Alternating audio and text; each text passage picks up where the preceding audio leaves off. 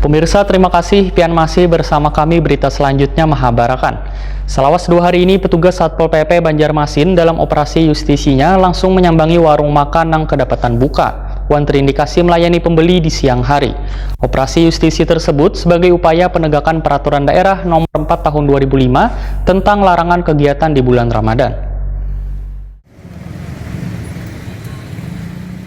Selawas 2 hari, petugas Satpol PP Banjarmasin dalam operasi justisinya langsung menyambangi warung makan yang kedapatan buka wan terindikasi melayani pembeli di siang hari. Operasi justisi tersebut sebagai upaya penegakan peraturan daerah nomor 4 tahun 2005 tentang larangan kegiatan di bulan Ramadan. PLT Kasatpol PP Banjarmasin Ahmad Muzayin, Wetakoni Prima TV, Baisukan Kamis 22 April 2021 memadahkan, dalam pelaksanaan operasi justisi yang dilaksanakan selawas 2 hari ini, banyak didapati warung yang buka pada siang hari, bahkan melayani pembeli untuk makan di tempat. Satpol PP kemudian menindak dengan terlebih dahulu memberi teguran dan meminta manajemen melakukan klarifikasi ke kantor. Menurut Ahmad Muzayin, ada pula warung makan yang nampak terbuka namun berdalih belum melayani pelanggan. Untuk mempertegas rumah makan belum buka, Satpol PP pun mengangkat seluruh bangku makan ke atas meja dan menutup sebagian pintu warung makan tersebut. Ahmad Muzayin menegaskan surat edaran tentang penegakan perda Ramadan itu sudah dibagikan,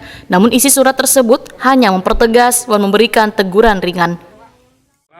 Terkait dengan pelaksanaan perda larangan dalam perda Ramadan ini kita coba laksanakan dulu 2 hari ini.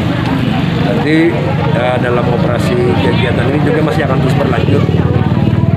Hari ini hari kedua, ada beberapa target yang sudah coba kita tetapkan berdasarkan evaluasi pemantauan di lapangan selama beberapa hari sebelumnya ini.